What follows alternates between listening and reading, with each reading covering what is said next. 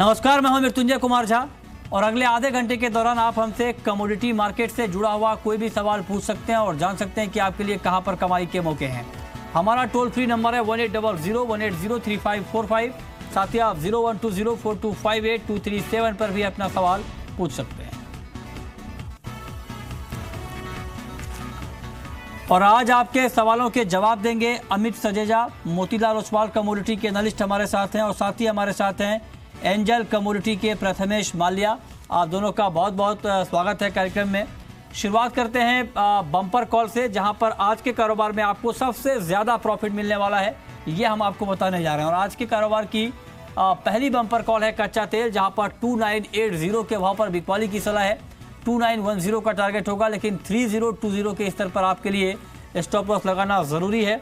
दूसरी महत्वपूर्ण कॉल जहां पर आप कमाई कर सकते हैं, मुनाफा कमा सकते हैं आज के कारोबार में, गोल्ड। और गोल्ड में आप 28,090 के भाव पर बाई करिए। 28,350 का टारगेट होगा। 27,950 के स्तर पर आप स्टॉप लॉस लगा सकते हैं। और इसके अलावा तीसरी महत्वपूर्ण कॉल जहां पर आप कमाई कर सकते हैं, चांदी सितंबर वायदा 37,400 के भाव पर आप बाई करिए। 37,850 का टारगेट होगा।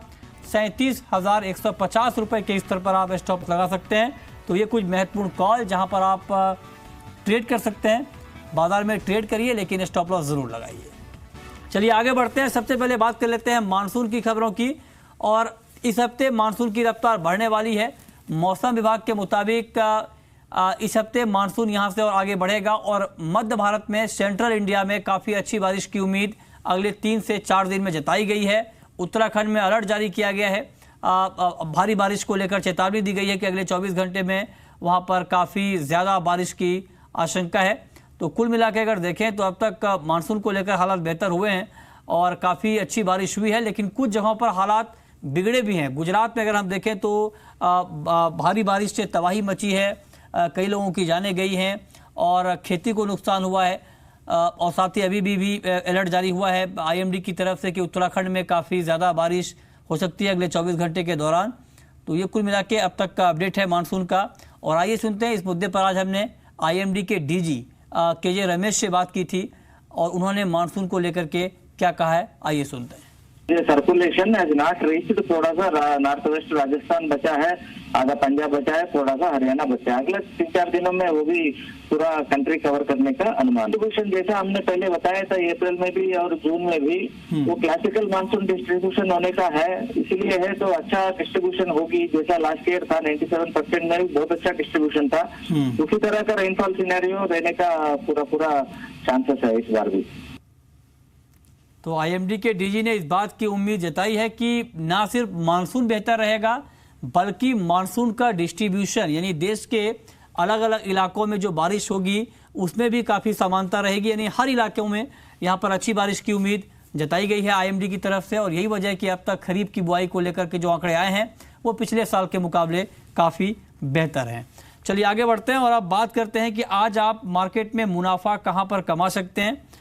हमारे साथ कॉलर होंगे, कॉलर जुड़ेंगे जो सवाल पूछेंगे, लेकिन उससे पहले हमारे साथ जुड़ चुके हैं परेश राजकोट से। पूछिए परेश। ये चांदी में 50,000 का भाव कब आएगा? 50,000 का लेवल चांदी में कब तक देखने को मिल सकता है? अमित, क्या व्यू है आपका? देखिए 50,000 बहुत ही एक फार फेच लेवल है जो फिलहाल तो शॉर्ट टू मीडियम टर्म में आता हुआ तो नहीं दिख रहा है। क्योंकि उसका 2 कारण है। एक गोल्ड में जो है रेस्ट्रिक्टेड तेजी है, $1,300 के ऊपर भाव नहीं जा पा रहे हैं, और दूसरा बेस मेटल्स भी कहीं ना कहीं रेंज में है। हाँ, वेरी शॉर्ट टर्म, लेकिन चांदी में करीबन 38,000 to 39,000 तक के भाव में देखने मिल सकते हैं। ओके अमित, गोल्ड को लेकर के आपका व्यू क्या होगा? क्योंकि आज पूरे दिन गोल्ड का मार्केट एक छोटे दायरे में ट्रेड किया है, रेंज बाउंड ट्रेड यहाँ पर होता हुआ दिखा है। क्या आपको लगता है कि मार्केट अभी ये लग रहा है कि बाजार इस दायरे को तोड़ेगा? जी देखिए, जो लास्ट फ्राइडे को जो US इन्फ्लेशन का डेटा आया था, CPI स्पेसिफिकली, वो बहुत एनकरेजिंग नहीं था। उसके बाद गोल्ड का जो एक शॉर्ट टर्म डाउन ट्रेंड है वो वायलेट तो हुआ है, हमने देखा है $1260 से करीबन वही $1237 के आसपास भाव ट्रेड हो रहे हैं। तो ये जो शॉर्ट टर्म तेजी है ये और सस्टेन हो सकती है $1250 तक, या एमसीएक्स पर 28,400 28,500 तक तो एक्सटेंड हो सकती है डेफिनेटली। बट हाँ, ब्रॉडली अगर देखा जाए तो ये थोड़ा लोअर रेंज में रहने की ही उम्मीद है गोल्ड की। जी, चलिए हमारे साथ अगले कॉलर राज जुड़े हैं आगरा से। पूछिए राज। हेलो जी पूछें। सर, मैंने 180 रुपए से जिंक बाई कर रखी है और 147 रुपए से लेड बाई कर रखी है सर। 180 पर जिंक और 145 पर लेड में आपने सेल किया है। प्रथमेश माल्या, क्या सलाह होगी आपकी इनके लिए? मेरे ख्याल से 183 का स्टॉप लॉस डाल के होल्ड कर सकते हैं। जिंक में थोड़ा सा करेक्शन ड्यू दिखता है यहाँ पे, और पॉसिबल फॉल मेरे ख्याल से 3 रुपये आता है तभी एग्जिट हो जाना चाहिए आपको जिंक में।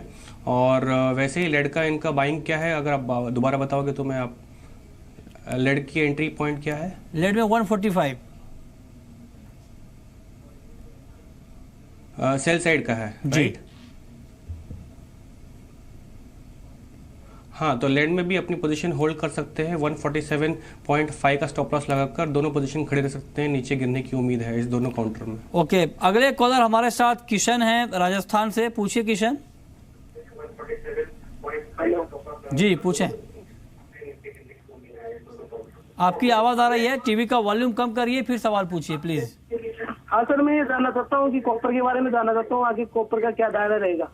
अमित, कॉपर का आउटलुक आप क्या देख रहे हैं?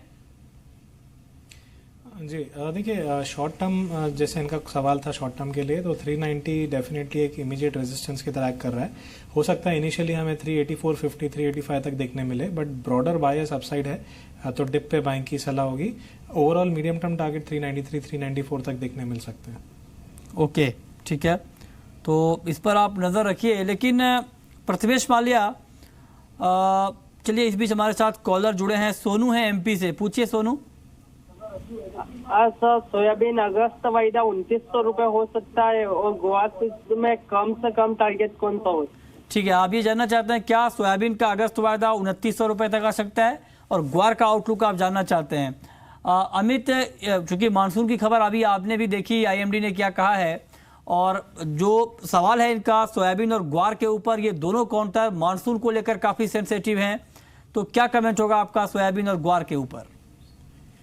जी देखिए, पिछले दिनों में जो सेंसिटिविटी है वो ग्वार सीड की ज़्यादा देखने मिली है। सोयाबीन अपने ट्रेंड में अप ट्रेंड में अभी भी बरकरार है, तो सोयाबीन में फिलहाल मुझे गिरावट बहुत तेज़ नहीं दिख रही है। हाँ, 2900 शायद आ भी जाए आने वाले दिनों में, बट वो बाइंग अपॉर्चुनिटी की तरह लेना चाहिए। जहाँ तक ग्वार सीड का सवाल है, जब तक 3600 के नीचे तब तक प्राइजेस 3200 तक टेस्ट कर सकते हैं डाउन साइड में। जी ठीक है, तो इस पर आप नज़र रखिए। और 3000 के ऊपर आज सोयाबीन का वायदा बंद हुआ है। आज हालांकि ग्वार में करीब 15 रुपए की गिरावट देखने को मिली है। अगले कॉलर हमारे साथ इमरान है जोधपुर से। पूछिए इमरान। सर जी, क्रूड ऑयल के बारे में पूछना था, क्या यहाँ से शॉर्ट सेलिंग कर देनी चाहिए? हाँ, क्या कच्चे तेल में अभी शॉर्ट करके चलना बेहतर रहेगा? ये सवाल प्रथमेश माल्या आपसे है, क्योंकि क्रूड को लेकर दो तरह की खबरें आ रही हैं। एक तो ये कि क्रूड में हालांकि जो सप्लाई साइड की चिंता मार्केट में थी वो अभी भी हावी है, और खबर यह आई है कि इक्वाडोर ने प्रोडक्शन में कटौती को कंटिन्यू रखने से इनकार कर दिया गया है। और इक्वाडोर हालांकि ओपेक का एक छोटा मेंबर है, लेकिन इससे कहीं ना कहीं मार्केट में ये सिग्नल जा रहा है कि ओपेक की तरफ से कंप्लायंस को लेकर आगे दिक्कत हो सकती है। ऐसे में क्या आपको लगता है कि कच्चे तेल में अभी तेजी की संभावना नहीं है? कच्ची तेल में तेजी की संभावना अगर होगी तो अभी भी वो लिमिटेड रहेगी। मेरे ख्याल से ऊपर वाले भाव में इसको सेल करके ही चलना चाहिए। तो अगर आप देखोगे इस पर्टिकुलर जुलाई कॉन्ट्रैक्ट में अगर एंट्री पॉइंट अगर लेना है आपको तो 2980 के आसपास सेल करने की अच्छी स्ट्रैटेजी रहेगी। 3020 का स्टॉप रहेगा, 3030 का स्टॉप रहेगा, और नीचे में 2910 के टारगेट्स के लिए आप इस पर्टिकुलर काउंटर में शॉर्ट कर सकते हैं। ओके ठीक है, तो इस पर आप नज़र रखिए। और क्रूड में हालांकि फंडामेंटली ये क्वार्टर काफ़ी कमज़ोर है, जैसा कि अभी प्रथमेश बता भी रहे थे कि तेज़ी अगर होगी भी तो बहुत ज़्यादा तेज़ी की संभावना यहाँ पर नहीं दिख रही है। लेकिन एग्री में आज एग्री काउंटर में कुछ एक्शन दिखा है। टर्मरिक में लंबी और बड़ी तेज़ी के बाद आज भारी मुनाफा वसूली दिखी है, और 3.5% से ज़्यादा की गिरावट के साथ टर्मरिक का वायदा बंद हुआ है 7400 के नीचे। अमित, मेरा आपसे सवाल ये होगा कि क्या इस गिरावट को महज एक प्रॉफिट बुकिंग के तौर पर देखा जाए, या फिर आपको लगता है कि बड़ी और लंबी तेजी के बाद टर्मरिक में अब गिरावट का दौर शुरू होने वाला है? जी, मैं पहले व्यू के साथ जाना चाहूँगा। मुझे ये प्रॉफिट बुकिंग दिख रही है, जो हो सकता है एक आध दिन और एक्सटेंड हो जाए, बट डिप्स पे बाइंग ज़रूर कीजिए, क्योंकि मीडियम टर्म टारगेट्स करीबन 8,100 के हैं, तो अभी भी इसमें काफ़ी रैली बाकी है मेरे हिसाब से। ओके, अगले कॉलर हमारे साथ करण हैं हरियाणा से। पूछिए करण। हाँ, नमस्कार जी। नमस्कार, पूछिए। सर, मैं मस्टर्ड के बारे में जानना चाह रहा था। मस्टर्ड के बारे में आप जानना चाहते हैं कि आगे क्या आउटलुक रहेगा? मस्टर्ड में आज करीब 20 रुपये की तेज़ी आई है, 3695 का क्लोजिंग प्राइस है। क्या व्यू है आपका मस्टर्ड के ऊपर, अमित? जी, देखिए, सोयाबीन के साथ साथ मस्टर्ड में भी उछाल आ रहा है भाव में, बट मुझे ये सस्टेनेबल तेज़ी नहीं दिख रही है। हाँ, 2 से 3 दिनों का अगर व्यू लें शॉर्ट टर्म बेसिकली, तो यहाँ से 80 से 100 रुपए की और बढ़त हो सकती है, बट ब्रॉडली 3800 3900 के आसपास कैप है मेरे हिसाब से। पोजिशनल पर्सपेक्टिव ऊपर में बेचना चाहिए। ओके, राम कुमार हैं हरियाणा से। पूछिए राम कुमार जी।